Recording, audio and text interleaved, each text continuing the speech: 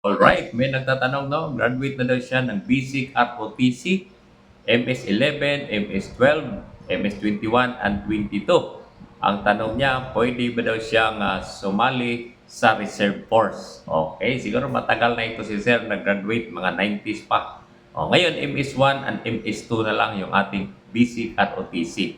So, sagot natin, Sir, pwede Sir sumali sa reserve force dahil pag graduate mo ng Basic ROTC, ay meron ka ng serial number. So, bibigyan ka na ng Army ng serial number at yun ang gagamitin mo, sir, para maging member ng reserve force natin. Okay, so yun ang mga tanong ng karamihan sa atin dahil sa noon hindi kayo na siguro properly na-inform, na advocate kung ano ang mangyayari sa inyo after ng graduation ng inyong ROTC.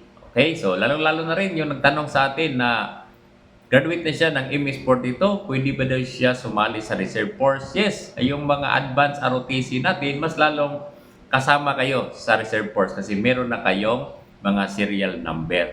Okay, so yung wala pang serial number, nagtatanong kayo kung saan kukunin yung serial number, doon yan sa inyong ROTC unit kung saan kayo nag-graduate, no? Kung wala na doon yan sa Community Defense Center sa inyong lugar. Kung wala pa rin sa RCDG, no? Hanapin niyo lang doon, magtanong kayo at ibibigay niyo yung serial number niyo, dalhin niyo lang ang inyong mga transcript of record or certificate na tapos kayo ng basic ROTC. At saka patapos yan, meron na kayong serial number, dalhin niyo na sa Community Defense Center at magiging active reservist na kayo. Okay, so yun lang para sa nagtanong sa atin.